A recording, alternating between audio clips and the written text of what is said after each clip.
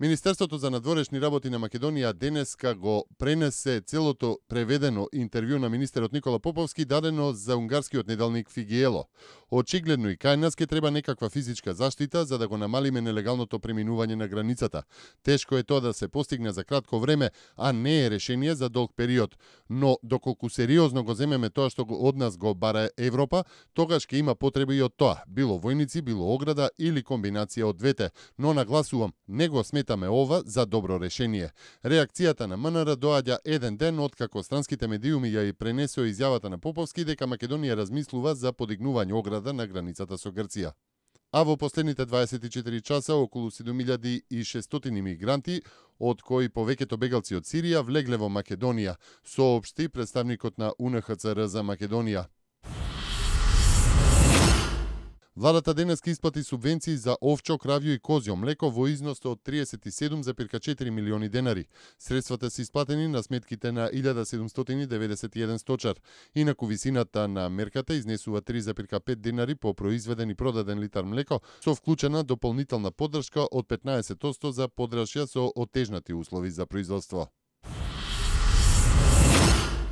Скопскиот и Охридскиот аеродром од јануари до август обслужиле 1,021,713 патници, што е зголемување од 18,3% во споредба со истиот период лани, кога се евидентирани 863,716 патници.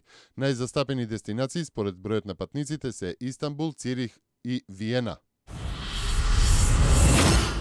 Во Грција коалицијата на радикалната левица Сириза има 5% предност пред Нова демократија, покажа последната анкета на јавното мислење во пресрет на вонредните парламентарни избори во Грција, закажани за 20 септември. Според анкетата спроведена од 7 до 9 септември, Сириза е прва со поддршка од 28,5% од гласачите, пошто следи Нова демократија со 23,5%, Златна Зора со 6,5%, Пасок со 4,5%, Потами со 4%.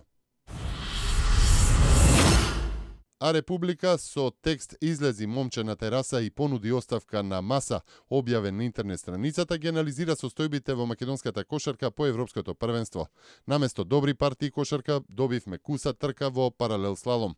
Додека кошаркарите и буквално се мачеа во Загребската арена, Петар Наумовски и Перо Антиш се караа преку медиумите и социјалните мрежи.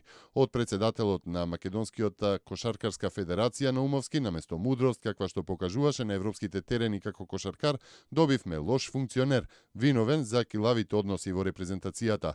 Се направи пуч, со невидена леснотија беше сменет успешниот селектор Александар Джикич и се премолче тивкото заминување на Заре Марковски.